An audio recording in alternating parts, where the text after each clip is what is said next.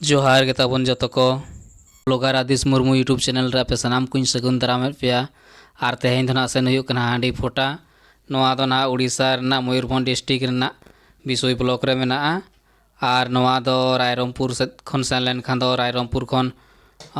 22 kilometre गान भीतर पड़ाव कना 20 खन 22 किलोमीटर गान भीतर पड़ाव कना और नेतो दो ना लिंग रायरंगपुर खन लिंग ओडोक कना नय बंकी छको जहाँ तहे कना ओना दो ना लिंग पारम का नोआ दो ना नय लोहा कनी छको ना अर्ली सेटर हुआ टार्निंग कना और ओंडे दो ना जहाँ हांडी फोटा लिंग सेनोक कना ओना हांडी फोटा रे दो ना पाता परब हुई कना और पाता परब अड़ी जाक जमक को मनावा मेनते आंजम कना ओना हिसाब ते ना ओंडे चलाव हुई कना पाता परब मन आयमा जगह रे अड़ी बेस गे ना हुई कना जहाँ तीना अतु रेगे जहाँ तीना पाता परब के हुई कना पाता एनेज हुई कना जतो अतु रना गे जतो पाता रेगे अड़ी को भीड़ू कना और अड़ी जाक जमक गे हुई कना ओना हिसाब ते ना नोड़े जहाँ लिंग सेनोक कना हांडी फुटा नोना तो ना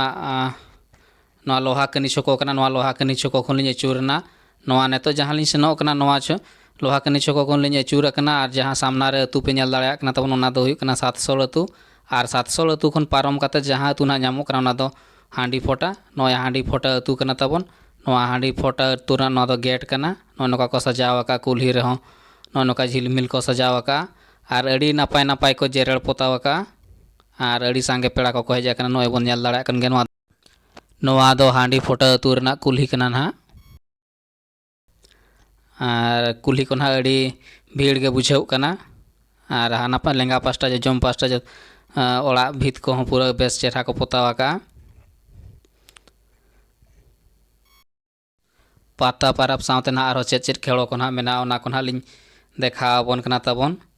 और आधा ताला बराबरी कुल्ही गे ना लिंग सेटरा कना और नोआ अतु मुचाद रेगे ना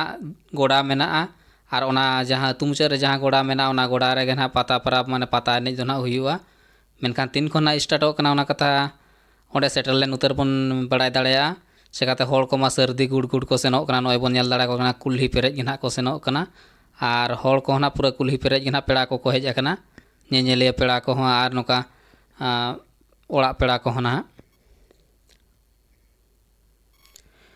बिसुई सेट खन दो ना अड़ी शुरुआ बिसुई सेट खन दो प्लान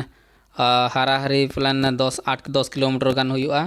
लोहा कनी दो और चे तीना ना हुई कना एक्जेक्टली ना तबन बन बड़ाया का उना दो मेनखान इना आमजात तेगे अनुमानिक इन मेने इन किलोमीटर गान प्लान हुआ और नोडे दो ना तो जहाँ सेटर नोडे दो ना लिंग सेटरना और नोआ दो ना ओने जहाँ सामना रे बन नेल दाड़ेया कना ओना दो ना गोड़ा कना और गोड़ा सुर गे ना लिंग सेटर कना नोआ को दुकान बाजार कना नोआ लेंगा जम पास्टर जहाँ बन नेल दाड़ेया कना लड्डू दुकान को गुपचुप दुकान को कना छोला दुकान को और सामना सेट ना जहाँ मेना ना जोजम पास्टा सेट तबन बन नेल दाड़ेया कन गे मिटी बेनर लगाव कना ओना बेनर पछिला रे ना नोय गोड़ा कना नोआ जहाँ जोजम पास्टा रे बन नेल दाड़ेया कना नोआ गोड़ा कना नुकु बन नेल दाड़ेया को कना अड़ी कोड़ा हड़ को हज कना अड़ी जोर को भीड़ कना नुकु उपी लेका पूरा को रेलाव कना पाता एनेज गोड़ा पाता गोड़ा सेनो बकरा पूरा को रेलाव कना सर्दी को सेनो कना ठीक समय रे ना लिंग हज सेटर कना लिंग दो आना पछिला जहाँ बन नेल दाड़ेया कना ओना गोड़ा ना ओना दो नीदा ना को एनेज ओना गोड़ा रे दो पाता एनेज गे और जहाँ सामना सेट को सेनो कना ओनते दो ना दिन बेड़ा को एनेज कना अयुब बेड़ा नोआ दो ना बेनर कना नोआ जहाँ गोड़ा बन नेल दाड़ेया कना नोआ दो ना नीदा को एनेज नीदा 10टा करे खन और हाना हानते धारा जहाँ गोड़ा मेना ओना दो ना